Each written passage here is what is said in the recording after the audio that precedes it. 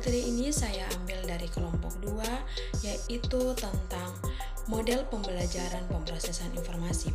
Baik, yang pertama yang saya akan jelaskan adalah pengertian model pembelajaran pemrosesan informasi. Model pembelajaran pemrosesan informasi pada dasarnya menitikberatkan pada cara-cara memperkuat dorongan-dorongan internal untuk memahami dunia dengan cara menggali dan mengordinasikan data, merasakan adanya masalah dan mengupayakan jalan pemecahannya.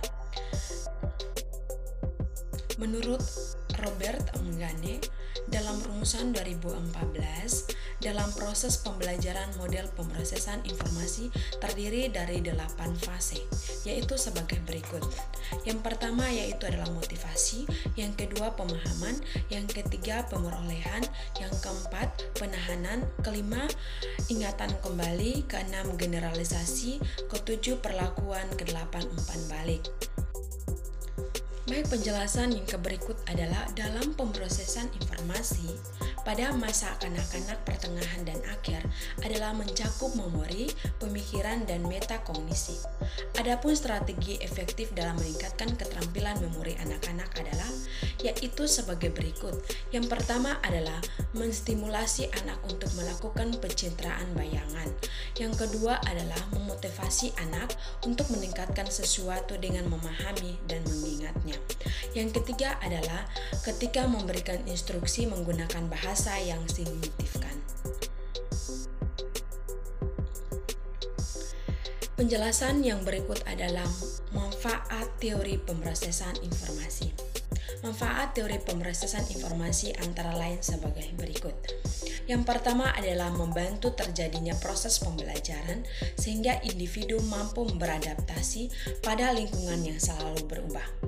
Yang kedua adalah menjadikan strategi pembelajaran dengan menggunakan cara berpikir yang berorientasi pada proses lebih menonjol.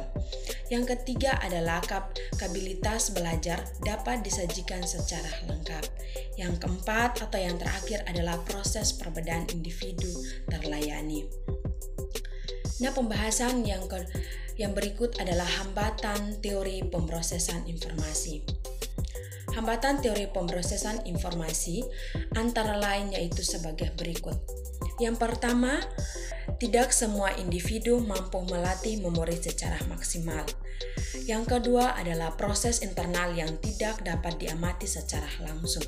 Yang ketiga, tingkat kesulitan mengungkapkan kembali informasi-informasi yang telah disimpan dalam ingatan. Yang terakhir adalah kemampuan otak individu tidak sama. Baik, yang terakhir adalah kesimpulan dari penjelasan atau materi tentang model pembelajaran pemrosesan informasi.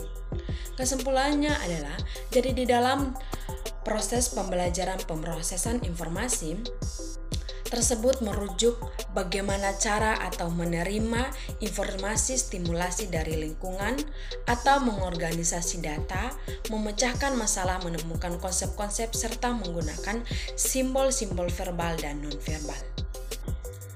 Di dalam teori pemrosesan informasi berbicara mengenai kognitif tentang belajar yang menjelaskan pemrosesan, penyimpanan, dan pemanggilan kembali pengetahuan dari otak.